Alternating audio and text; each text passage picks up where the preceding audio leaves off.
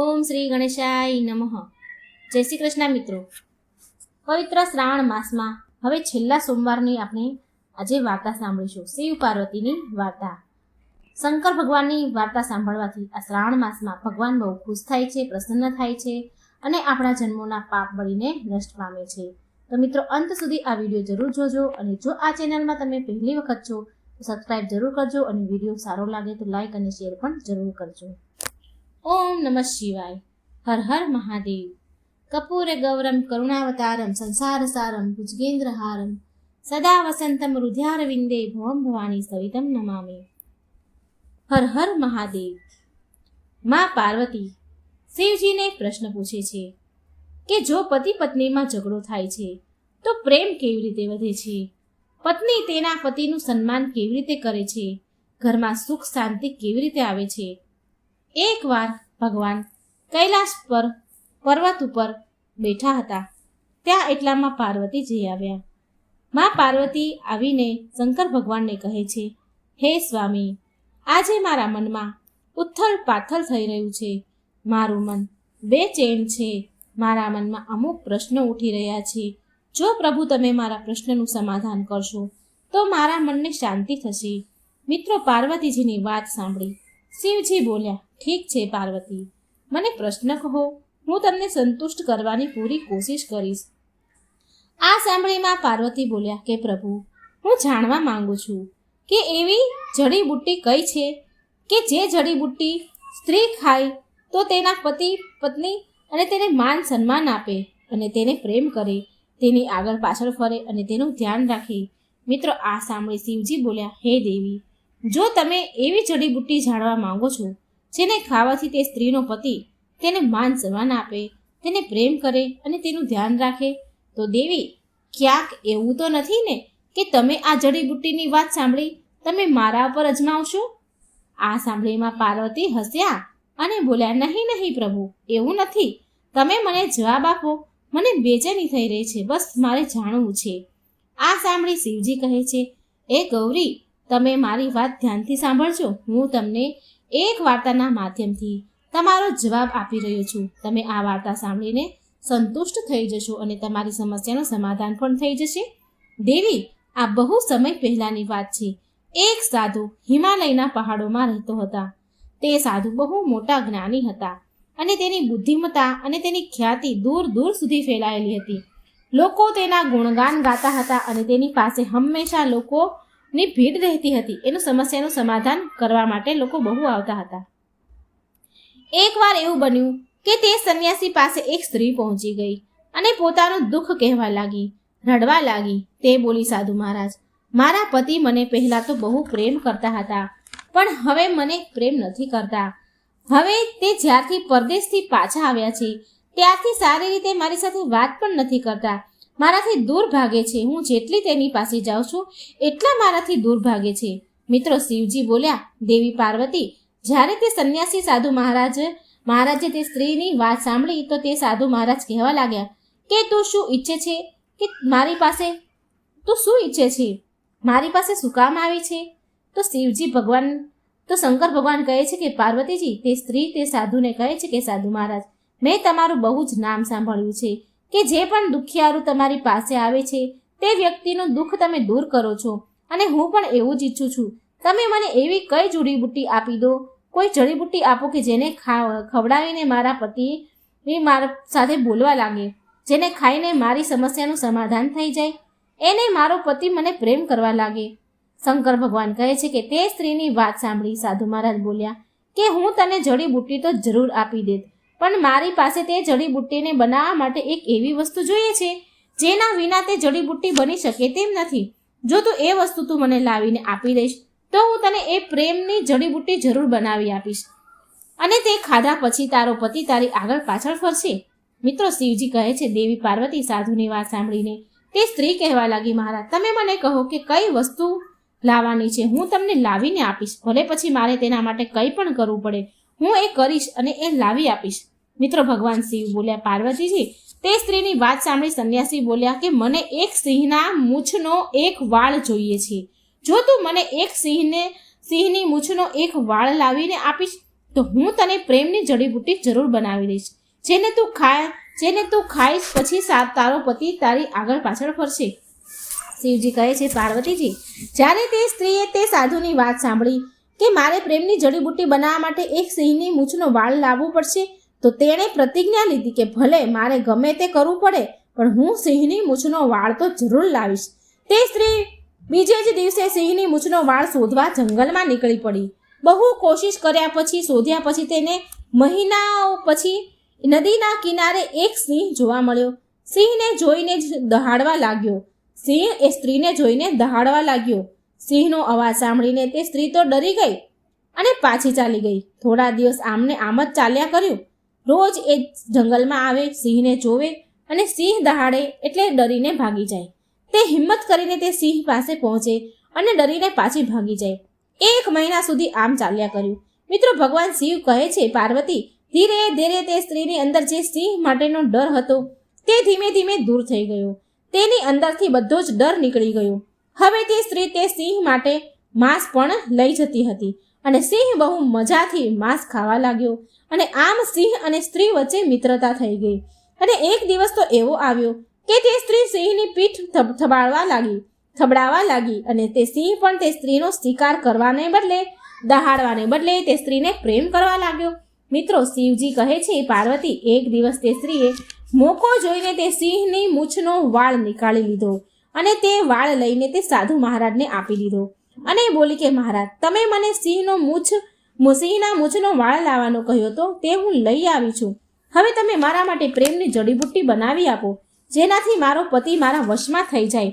મિત્રો, ભગવાન શિવ બોલ્યા, પાર્વતીજી, જો તે સ્ત્રીએ સિંહના મૂછનો વાળ તે સંન્યાસીને આપ્યો તો તે સાધુ મહારાજ તે સિંહને વાળને સળગાવેલી અગ્નિમાં ફેંકી દીધો. સળગતી હતી જે અગ્નિ એમાં ફેંકી દીધો, જેનાથી તે વાળ બળીને ભસ્મ થઈ ગયો. શિવ ભગવાન કહે છે, પાર્વતી, જેવો તે સ્ત્રીએ વાળ સળગતો જોયો તો સાધુ મહારાજને કહેવા લાગી, મહારાજ, આ તમે શું કર્યું? આ સિંહનો વાળ મેં કેટલા પ્રયત્નો કર્યા પછી મેળવ્યો હતો અને તેનાથી મારે જડીબુટ્ટી તમારે બનાવવાની હતી અને તમે તેને આગમાં નાખી દીધો, બાળી નાખ્યો. હવે મારી જડીબુટ્ટી કેવી રીતે બનશે? મિત્રો, શંકર ભગવાન બોલ્યા, પાર્વતીજી, સાધુ મહારાજ બોલ્યા કે, બેટા, હવે તારે કોઈ જડીબુટ્ટીની જરૂર નથી. તું જરા વિચાર કે સિંહને કેવી રીતે તારા વશમાં તે કર્યો. જો તું એક હિંસક જંગલી પશુને ધીરજ અને પ્રેમથી જીતી શકે છે તો શું તું એક મનુષ્યને નહીં જીતી શકે? જા અને જેવી રીતે સિંહને તે મિત્ર બનાવી લીધો, બસ તેવી જ રીતે તારા પતિની અંદર પ્રેમ ભાવ જાગૃત કર અને પરિણામ રૂપે એક દિવસ જરૂર તારો પતિ તારી આગળ પાછળ ફરશે અને પ્રેમ કરશે, તને માન સન્માન આપશે અને આ દુનિયામાં તારા પ્રેમના ગુણગાન કરશે. મિત્રો, શિવજી પાર્વતીજીને કહે છે કે હવે તમે ધ્યાનથી સાંભળો.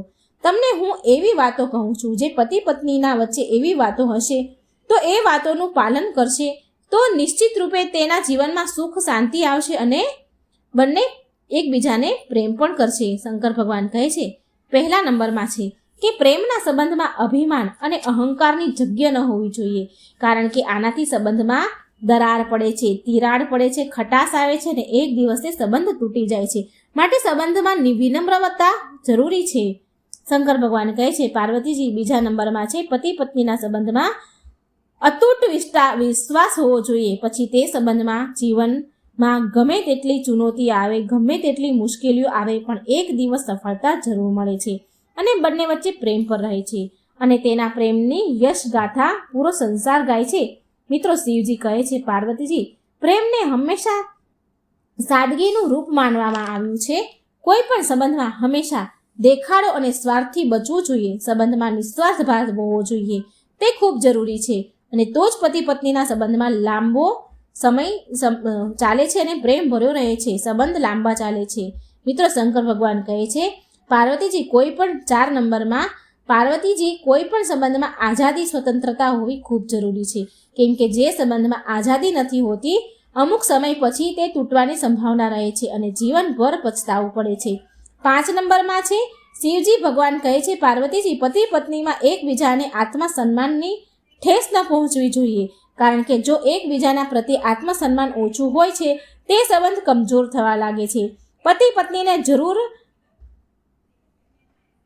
પતિ પત્નીને જરૂર હોય છે આત્મસન્માનની. એકબીજાના આત્મસન્માનની હંમેશા રક્ષા કરવી જોઈએ. 6 નંબરમાં છે શંકર ભગવાન કહે છે પાર્વતીજીને કે પતિ પત્નીએ હંમેશા ગુસ્સામાં ન રહેવું જોઈએ. ગુસ્સામાં અપશબ્દ ન બોલવા જોઈએ. આના લીધેથી પરિવારમાં માહોલ બગડે છે અને આવામાં સંબંધ તૂટે છે અને આવામાં લોકોનો ત્યાગ કરવો જોઈએ. નંબર 7માં શંકર ભગવાન કહે છે પાર્વતીજી, જો પતિ પત્નીના બેમાંથી કોઈ પણ એક ગુસ્સાવાળા સ્વભાવનું હોય તો પરિવારમાં હંમેશા અશાંતિ રહે છે. માટે હંમેશા ક્રોધ ઉપર કાબુ મેળવવો જોઈએ અને પતિ પત્ની વચ્ચે મીઠા સંબંધ બનાવવા માટે કોઈને ક્યારેય વચ્ચે ન લાવવા જોઈએ. 8 નંબરમાં ભગવાન કહે છે પાર્વતીજી, પરિવારમાં ખુશહાલી માટે જરૂરી છે પતિ પત્નીના વચ્ચેની વાતો કોઈ ત્રીજા વ્યક્તિને ન ખબર પડવી જોઈએ. જો કોઈ ત્રીજા વ્યક્તિને પતિ પત્નીની વાતની ખબર પડે તો આપસમાં તિરાડ પડવાની સંભાવના રહે છે. માટે તે તિરાડ ન પડે તે માટે પતિ પત્નીની સારી વાતો હોય કે ખરાબ હોય એક ગુપ્ત જ રહેવી જોઈએ. કોઈ ત્રીજી વ્યક્તિને જાણ ન થવી જોઈએ. જો પતિ પત્નીની સારી વાતોની ચર્ચા થશે તો બંનેનું લગ્ન જીવન સુખી રહેશે. તો મિત્રો, શંકર ભગવાનજીના આ સંવાદથી આપણને શીખ મળે છે કે જો પતિ પત્ની વચ્ચે તણાવ રહે છે તો આપસમાં ઝઘડા થાય છે તો એક પત્નીને એવું કરવું જરૂરી છે કે આ કહાનીમાં જે આપણે સાંભળ્યું તેના પતિ તેનાથી દૂર છે તો કોશિશ કરવી કે પ્રેમ જીતવાની એક દિવસ જરૂર સફળતા મળશે. તો મિત્રો, શિવજીએ સરસ મજાની આપણને કથા કહી અને આ કથામાં ઘણી શીખ પણ મળી. હવે આપણે સાંભળીએ ભગવાન શિવની એક બીજી કથા. ભગવાન શિવ અને એક આ ભિખારીની કથા છે. ભીખુ નામનો એક ગરીબ ભિખારી હતો. ભીખુ ભીખ માંગતો. એ સમયે ભગવાન શિવનું નામ જપતો. એક દિવસ જ્યારે મંદિર પાસે ભીખ માંગી રહ્યો હતો ત્યારે તેણે તીર્થયાત્રાઓના સમૂહને જોયો જે ભગવાન શિવની પૂજા કરવા માટે આવ્યા હતા. તે લોકો ફૂલ, ફળ, દૂધ અને અનેક પ્રસાદ લઈને જઈ રહ્યા હતા. ભિખારી તેને જોઈને પોતાની સાથે વાત કરવા લાગ્યો કે આ લોકો કેટલા ભાગ્યશાળી છે જે આવો ઉપહાર ભગવાન માટે લઈને આવ્યા છે. આટલો સરસ સામાન, ફળ, ફળાહાર બધું જ ભગવાન માટે શિવને પ્રસન્ન કરવા માટે લઈને આવ્યા છે. મારી પાસે તો મારી પ્રાર્થના આપવા સિવાય કંઈ નથી. શું મને ક્યારેય ભગવાન શિવ આશીર્વાદ નહીં આપે? ભીખુના મનમાં ચાલતી વાતો કૈલાસ પર બેઠેલા ભગવાન શિવ સાંભળી ગયા. માતા પાર્વતી પણ સાંભળી રહ્યા હતા. દેવી પાર્વતી બોલ્યા, સ્વામી, ભીખુ તમારું બહુ નામ જપે છે અને આ ક્ષણે પણ એવું જ કરી રહ્યો છે કે હું શિવજીને ભેટમાં કંઈ નથી આપી શકતો. તો તમે એની પ્રાર્થના નહીં સાંભળો? આવું કેમ ભગવાન? મને લાગે છે કે તમારે તમારા ભક્તની પ્રાર્થના સાંભળવી જોઈએ. એટલે ભગવાન શિવ બોલ્યા, દેવી, હું ઈચ્છું છું કે મારો ભક્ત હંમેશા ખુશ રહે, સુખ અને સમૃદ્ધિ એને ઘરમાં રહે. પણ હવે એ તો મારા ભક્તના હાથમાં છે કે એ મારી પૂજાનું ફળ ગ્રહણ કરવા યોગ્ય છે કે નહીં. એટલે દેવી પાર્વતી બોલ્યા, સ્વામી, હવે આ તો તમારા ભીખુની પરીક્ષા લઈને જ જોવું પડશે. એટલે ભગવાન શિવ બોલ્યા, ઠીક છે દેવી, હું ભીખુની પરીક્ષા લેવા જઈશ. જો એ મારી પરીક્ષામાં સફળ થઈ ગયો તો એનું સંસારના બધા જ સુખ મળશે. એના સાંસારિક જીવનમાં કોઈ પણ વસ્તુની કમી નહીં રહે. ભગવાન શિવ ભીખુની પરીક્ષા લેવા માટે તેની સામે પ્રગટ થયા. ભીખુ તો સામે ભગવાન શિવજીને જોઈ હેરાન રહી ગયો, હાથ જોડીને ઊભો રહી ગયો. ભગવાન શિવ બોલ્યા, ભીખુ, હું તારી ભક્તિથી પ્રસન્ન છું અને તને વરદાન આપવા આવ્યો છું. તને જે પણ જોઈએ એ મારી જોડેથી માંગી લે. એટલે ભીખુ બોલ્યો, હું કંઈ પણ માંગી શકું છું? એટલે ભગવાન બોલ્યા, હા, તું કંઈ પણ માંગી શકે છે. ધન, વૈભવ, સુખ, સમૃદ્ધિ જે પણ જોઈએ એ માંગી લે. ભીખુ બોલ્યા, પ્રભુ, તમે બહુ દયાળુ છો, ઉદાર છો. પ્રભુ, હું આ ગરીબીની જિંદગીથી થાકી ગયો છું. મારા ઘર પરિવારમાં પતિ પત્ની બાળકો દિવસ રાત ભૂખ્યા રહી જાય છે. ઘણી વાર તો એ પાણી પીને સૂઈ જાય છે. હું ભીખ માંગીને થાકી ગયો છું. હું ઈચ્છું છું કે મારી પાસે એટલું ધન આવી જાય કે મારી જિંદગી આરામથી વીતવા લાગે. ભગવાન શિવ બોલ્યા કે જેવી તારી ઈચ્છા ભીખુ, હું તને ધનવાન બનાવી દઈશ. તું તારી ઝૂંપડીમાં જા, તને ત્યાં તારી જમીન નીચે દબાયેલો એક ખજાનો મળશે. પણ યાદ રાખજે ભીખુ, તારે એ ખજાનાનો અડધો ભાગ મને આપવો પડશે. આ મારા વરદાનની શરત છે. ભીખુ બોલ્યો, ઠીક છે પ્રભુ, હું યાદ રાખીશ. ભીખુએ ખજાનાની વાત સાંભળીને જલ્દી ભગવાનને પ્રણામ કર્યા અને ત્યાંથી ઝૂંપડી તરફ તે દોડીને ભાગવા લાગ્યો. ભગવાન શિવ હસ્યા અને અંતર્ધ્યાન થઈ ગયા. ભીખુ ઘરે પહોંચ્યો અને જલ્દી જમીનને ખોદવા લાગ્યો. ભીખુની પત્ની બોલી, અરે શું થઈ ગયું? ગાંડા થઈ ગયા છો કે શું? એક તો પહેલેથી જ આપણી ઝૂંપડી તૂટેલી ફૂટેલી છે અને ઉપરથી તમે ખોદી રહ્યા છો ઝૂંપડીને, ઘરને જમીન વધારે ખરાબ કરી રહ્યા છો. આજે ભીખ નથી મળી એટલે લાગે છે ગાંડા થઈ ગયા છો. જમીનને તો એવો ખોદી રહ્યા છો કે જેમ જમીન નીચે ખજાનો હોય. એટલે ભીખુ બોલ્યો કે તે આ વાત 100% સાચી કીધી. જમીન નીચે ખજાનો છે. મને ભગવાન શિવે દર્શન આપીને ખુદ જ કહ્યું છે, આ જો કેટલી મોટી સંદૂક, કેટલી મોટી પેટી છે, ચાલ આને બહાર નીકાળી લઈએ, મારી મદદ કર. તેની પત્ની બોલી, અરે આપણી તો ફૂટેલી કિસ્મત ચમકી ગઈ, હવે આ બધું જ ધન આપણું? એટલે ભીખુ બોલ્યો, અરે આ બધો જ ખજાનો આપણો નથી. એટલે તેની પત્ની બોલી કે આપણો નથી તો પછી કોનો છે? ભગવાન શિવે શરત મૂકી હતી કે જે પણ ખજાનો નીકળે તેમાંથી અડધો ભાગ તારે મને આપવો પડશે. એટલે એ શરત અનુસાર અડધો ભાગ ભગવાન શિવનો છે આમાંથી.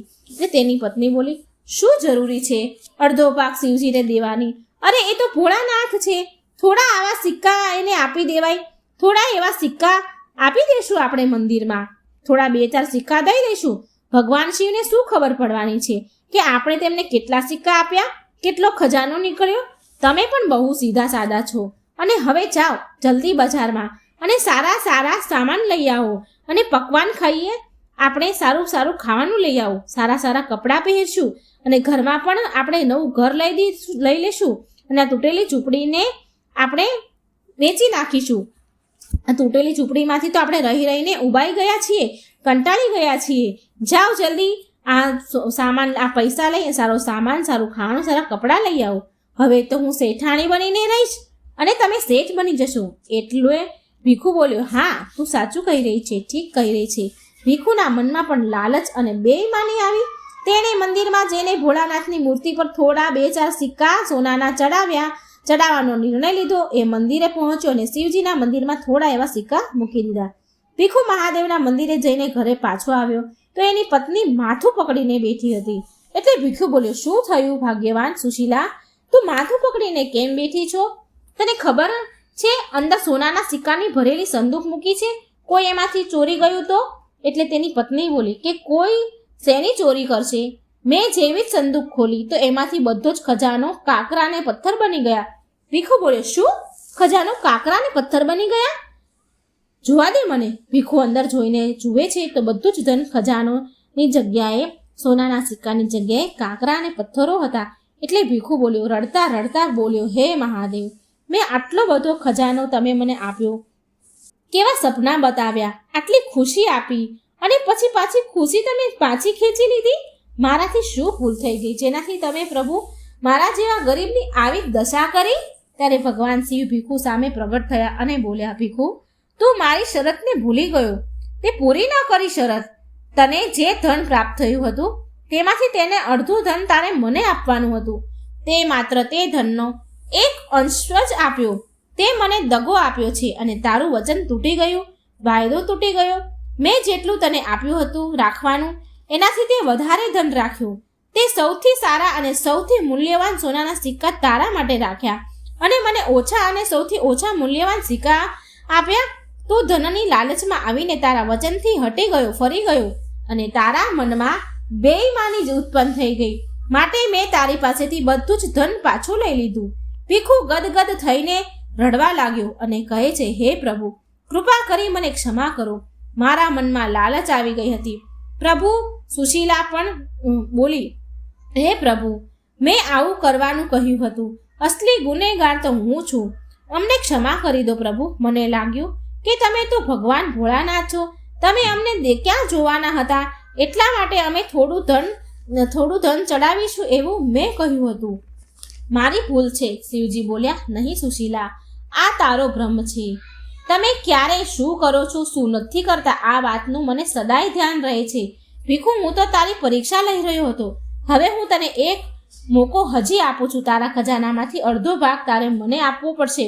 ભીખુ બોલ્યો, હા પ્રભુ, હું તમને જરૂર આપીશ, તમે એ અડધો ભાગ લઈ લો. પછી શિવજી બોલ્યા, ભીખુ, મારા રૂપમાં એ ખજાનો તું ગરીબ અને જરૂરતમંદ લોકોને વહેંચી દે તો એ ખજાનો મારા સુધી પહોંચી જશે. તો સદાય મારા ભક્તોના હૃદયમાં હું વાસ કરું છું. એ જ મારા અસલી રૂપ છે. પેલા જો સંદૂકમાં ખજાનો સોનું ફરી ભરાઈ ગયું છે, હવે આમાંથી તારા ભાગનું રાખી લે અને બાકી ગરીબોમાં વહેંચી દે.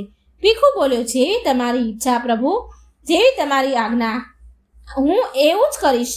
જય ભોલેનાથ, જય ભોલેનાથ. શિવજી અંતર ધ્યાન થઈ ગયા. ભીખુને તેની ભૂલનો આભાસ થઈ ગયો અને એની જિંદગીમાંથી ગરીબીના દિવસ દૂર થઈ ગયા અને તેના પરિવાર સાથે એ સુખેથી જીવન જીવવા લાગ્યો. શિવજીનો ગુસ્સો. આ ભગવાનની સરસ મજાની વાર્તા છે મિત્રો. જ્યારે આપણે ભગવાન શિવને કે કોઈ પણ ભગવાનને આપણે થાળ ધરીએ છીએ, પ્રસાદ ધરીએ છીએ મનથી ભાવથી, તો ભગવાન અવશ્ય સ્વીકારે છે. તો આ વસ્તુ આ વાર્તામાં સાબિત થાય છે. તો મિત્રો આ શિવજીની વાર્તા પૂરા અંત સુધી સાંભળજો. એક સમયની વાત છે. શ્રીપુર નામમાં એક ગામમાં રામેશ્વર નામનો બ્રાહ્મણ તેની માતા સાથે રહેતો હતો. રામેશ્વર દિવસ રાત ભગવાન શિવની ભક્તિ કર્યા કરે, શિવ નામનો જાપ સદાય કરે અને મુખ પર હંમેશા હાસ્ય રહે. ઓમ નમઃ શિવાય. મુખ પર હંમેશા ભગવાન શિવનું જ નામ રહે. ઓમ નમઃ શિવાય, ઓમ નમઃ શિવાય. એક દિવસ સવારે રામેશ્વર ભગવાનની પૂજા કરતા હતા ત્યારે તેમની મા તેમની પાસે આવીને કહે છે, રામેશ્વર બેટા, આજે પણ તે મને સવારે વહેલી ન ઉઠાડી અને તે જાતે જ ઉઠીને ઘરના બધા જ કામ કરી લીધા. ખીરનો પ્રસાદ થાળ પણ તે શિવજીને ધરાવી દીધો. રામેશ્વર કહે, હા માં, મેં વિચાર્યું કે ફટાફટ કામ કરીને ખીર બનાવી લઉં. ભોળાનાથ પણ ખીરનો વાટ જોઈને બેઠા હશે. લે માં, આ ખીરનો પ્રસાદ ખાઈ લે અને બતાવો કે ખીર કેવી બની છે. એટલે રામેશ્વરની માતા કહે છે, રામેશ્વર બેટા, તું બાળપણથી જ આ ખીરને શિવજીને ખવડાવતો આવે છે. જ્યારે તારા બાપુ જીવતા હતા ત્યારે તે મને ખીરનો પ્રસાદ મને ખવડાવતા હતા અને એના ગયા પછી તે આ નિયમ બનાવી લીધો. બેટા, તારી ખીર બહુ જ સ્વાદિષ્ટ બની છે અને હા, મને ખબર છે કે ભગવાન શિવ પણ તારા હાથની ખીર ખાવા માટે રોજ વાટ જોતા હશે.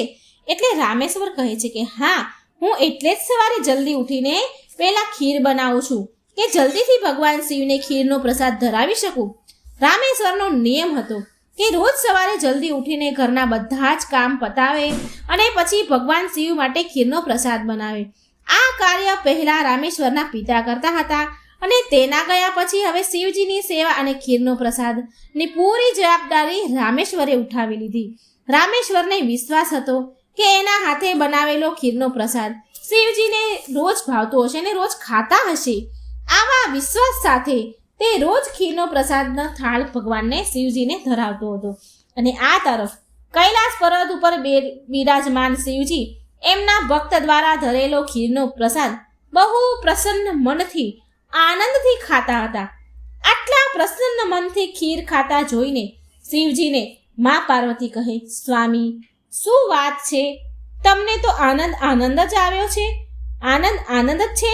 તમારા ભક્ત તમને આટલા પ્રેમથી સ્વાદિષ્ટ વ્યંજન ખવડાવે છે અને તમારો ભક્ત રામેશ્વર તો રોજ નિયમ અનુસાર ખીરનો થાળ પણ તમને ધરાવે છે.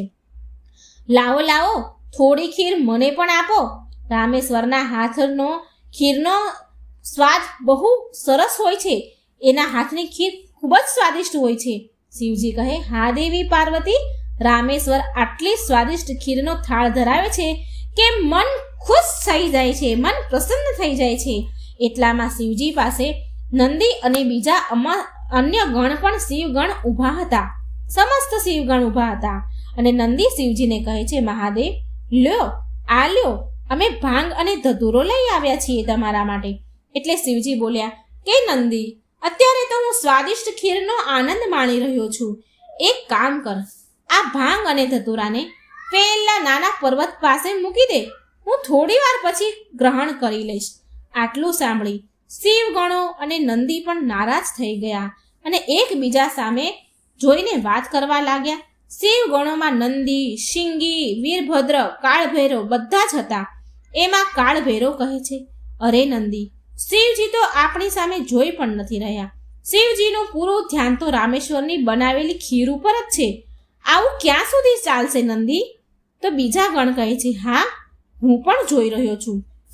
આપણા મહાદેવ માટે આપણે ભાંગ અને ધતૂરો પીસીને લઈ આવ્યા છીએ અને મહાદેવે એક બાજુ મૂકી દેવાનું કહી દીધું. એટલે નંદી કહે છે, અરે નંદી, એટલે નંદી બોલ્યા, અરે નહીં, એવી વાત નથી. મહાદેવે કહ્યું છે કે ભાંગ અને ધતૂરો ત્યાં મૂકી દઈએ એ થોડી વાર પછી ખાઈ લે છે.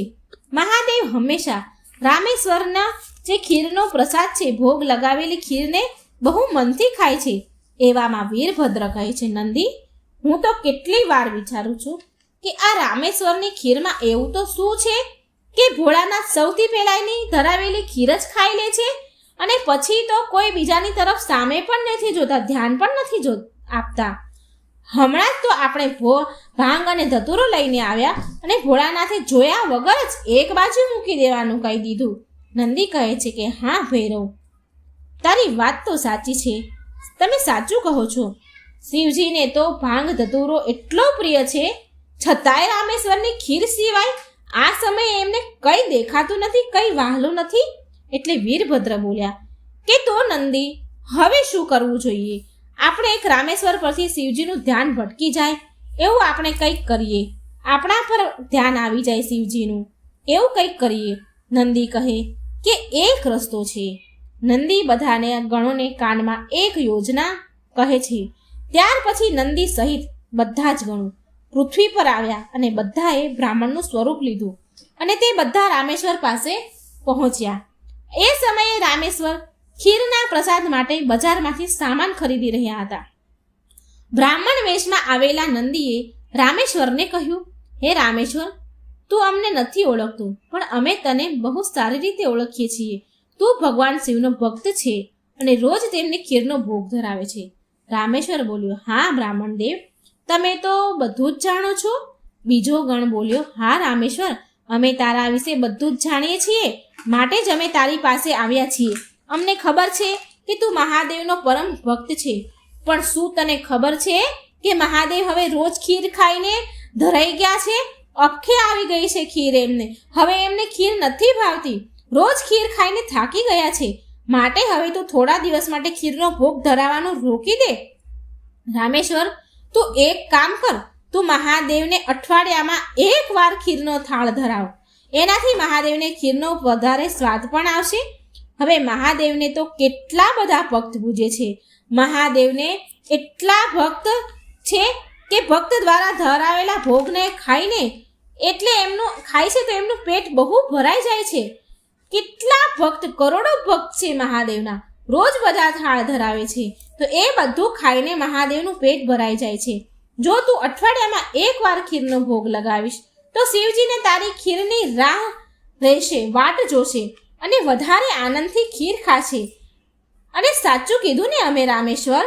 એટલે રામેશ્વર બોલ્યો, હા બ્રાહ્મણ દેવ, આ વિષય પર તો મેં ક્યારેય વિચાર જ ન કર્યો કે હું એક કામ કરું છું, અઠવાડિયામાં એક જ વાર હવે ભગવાનને ખીરનો થાળ ધરાવીશ, જેથી શિવજી બીજા ભક્તોનો પણ પ્રસાદ ખાઈ શકે અને એમને મારી ખીરની મનથી રાહ જુએ. ભોળા રામેશ્વરે શિવગણની વાતોમાં આવી ગયા. શિવગણ ખુશ થઈને કૈલાસ પાછા આવી ગયા. હવે રોજ શિવજી રામેશ્વરની ખીરની વાટ જોવા લાગ્યા કે ક્યારે રામેશ્વર ખીરનો ભોગ ધરાવે અને ક્યારે હું ખીર ખાઉં. પણ કેટલા દિવસ સુધી રામેશ્વરનો ખીરનો ભોગ બન્યો નહીં, તો શિવજીને ખીર ક્યાંથી મળે? હવે અઠવાડિયામાં એક જ દિવસ રામેશ્વર ખીરનો ભોગ લગાવે છે. શિવજી ભોગ લગાવે છે અને શિવજી એ ખીર ખાધી અને પછી થોડા દિવસ ફરી શિવજીને ખીર ન મળી તો ભગવાન શિવ વિચારવા લાગ્યા અને શિવજીને એની આંખો બંધ કરીને બધી જ હકીકત તેમને ખબર પડી. ભગવાને બધું જાણ કરી કે કેમ આવું બન્યું. અને પછી તો ભગવાન શિવે એમના ગણો ઉપર બહુ ગુસ્સો કર્યો, એને બહુ ક્રોધ આવ્યો. ભગવાન શિવની આંખો લાલ ચોળ થવા લાગી. શિવ ગણો પર ગુસ્સે થયા. શિવજીને આટલા ગુસ્સામાં જોઈને બધા જ શિવગણો શિવજીને હાથ જોડીને માફી માંગવા લાગ્યા. શિવજી બોલ્યા, નંદી, શિંગી, વીરભદ્ર, ભૈરવ, તમે બધા ગણો શું જાણો છો? જાણો પણ છો તમે શું કામ કર્યું છે? મારા ભક્ત રામેશ્વર દ્વારા અર્પણ કરેલી ખીર મને કેટલી પ્રિય છે અને તમે એને રોજ ખીરનો ભોગ ધરાવવા માટે ના પાડી દીધી. એટલે ગણો માફી માંગવા લાગ્યા કે હે મહાદેવ, અમને માફ કરી દો, અમારાથી ભૂલ થઈ ગઈ. ગણો કહે છે, મહાદેવ, જ્યારે અમે તમને ખીર ખાતા જોતા હતા તો અમે એમ વિચારતા હતા કે તમે અમારી તરફ ધ્યાન નથી આપી રહ્યા. શિવજી કહે છે, અચ્છા, તો આ કારણ છે. પણ તમે બધા એ નથી જાણતા કે મારો પ્રેમ મારા બધા જ ભક્તો પર એક સમાન છે. હું તમને ગણોને કેવી રીતે ભૂલી શકું છું? તમે તો મારા હૃદયમાં વાસ કરો છો. તમે બધા તો મારી જ શક્તિ દ્વારા ઉત્પન્ન થયા છો. સંસારમાં પ્રત્યેક ભક્ત મને એક સમાન પ્રિય છે અને પ્રત્યેક ભક્તના હૃદયમાં હું જ વિદ્યમાન છું. માટે મારો પ્રેમ ક્યારેય પણ ઓછો કે વધારે નથી થઈ શકતો. માતા પિતા માટે તો એમના બધા જ બાળકો માટે પ્રેમ એક સમાન હોય છે. તો પછી તમે કેવી રીતે આ બધું ભૂલી ગયા? ભગવાન શિવની વાત સાંભળીને બધા જ શિવગણ સમજી ગયા કે એમણે કેટલી મોટી ભૂલ કરી દીધી છે. સાચે જ ભગવાન શિવ માટે એમના ભક્તોને પ્રેમ તો એક સમાન જ હોય છે. ત્યાર પછી બધા જ શિવગણ ફરી એકવાર બ્રાહ્મણનું રૂપ લઈને ધારણ કરીને ધરતી લોક પર આવીને રામેશ્વરની પાસે આવ્યા અને બોલ્યા કે અમને ભગવાન શિવે સંદેશો મોકલ્યો છે. તમને સંદેશો આપવા કહ્યું છે કે શિવજી કહી રહ્યા હતા કે તમારી ખીર એટલી બધી સ્વાદિષ્ટ હોય છે કે શિવજી અઠવાડિયાભર વાટ નથી જોઈ શકતા. અઠવાડિયામાં એકવાર ખીરનો ભોગથી તેમનું મન નથી ભરાતું. માટે શિવજીની આજ્ઞા છે કે તમે રોજ ખીરનો પ્રસાદ ભોગ ભગવાનને ધરાવજો.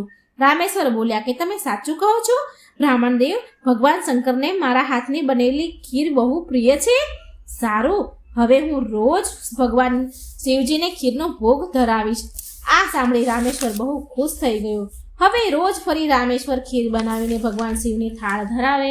હવે તો સમસ્ત શિવગણ પણ રામેશ્વરની ધરેલી પ્રસાદની ખીરનો આનંદ લેતા હતા. ખૂબ પેટ ભરીને ખીર ખાતા હતા. ભગવાન શિવ અને મા પાર્વતી ગણોને આ રીતે ખીર ખાતા જોઈને મંદ મંદ હસવા લાગ્યા. ભગવાન શિવે એમના પરમ ભક્ત રામેશ્વરની બધી જ સુખ સુવિધા પૂર્ણ કરી. તેના જીવનમાં ક્યારેય કોઈ કઠણાઈ મુશ્કેલીઓ ન આવી. રામેશ્વરના લગ્ન બહુ સુશીલ અને સુંદર કન્યા સાથે થયા. થોડા સમય પછી એના ઘરે 2 બાળકોનો જન્મ થયો. રામેશ્વર તેના પરિવાર સાથે સંપૂર્ણ જીવન ખુશી ખુશી જીવ્યો અને રામેશ્વરને અંતમાં મોક્ષ પ્રાપ્ત થયો.